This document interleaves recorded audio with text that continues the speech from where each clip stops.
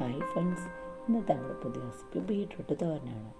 ബീട്രൂട്ടും പച്ചമുളകും അരിഞ്ഞു വെച്ചിട്ടുണ്ട്. ഒരു സവാളയും അല്പം ഇഞ്ചിയും കൂടി അരിഞ്ഞെടുത്തു.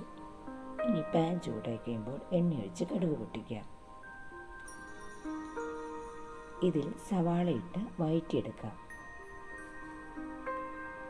ഇതിലോട്ട് മഞ്ഞൾപ്പൊടിയും മുളക് പൊടിയും കുരുമുളക് പൊടിയും ഉപ്പും അല്പം കറിവേപ്പിലയും ഇട്ട് നന്നായി വഴറ്റാം. ഇനി അരിഞ്ഞു വെച്ചിരിക്കുന്ന ബീട്രൂട്ട് ചേർത്ത് നന്നായി ഇളക്കി കൊടുക്കാം. ഇനി ഇത് ചെറിയ തീയിൽ 10 മിനിറ്റ് നമുക്ക് വേവിക്കാൻ വെക്കാം. ഇപ്പോൾ നന്നായി വെന്തിട്ടുണ്ട്. ഇനി ഇതിലോട്ട് 1 കപ്പ് തേങ്ങയും ചേർത്ത് നന്നായി ഇളക്കി യോജിപ്പിച്ച് 5 മിനിറ്റ് ചെറിയ തീയിൽ വേവിക്കാം. ഇത്രയേ ഉള്ളൂ, നമ്മുടെ ബീട്രൂട്ട് തോരൻ റെഡി ആയിട്ടുണ്ട്. എല്ലാവർക്കും ഇഷ്ടമായെന്ന് തോന്നുന്നു. ട്രൈ ചെയ്ത് നോക്കാൻ മറക്കല്ലേ. Thank you.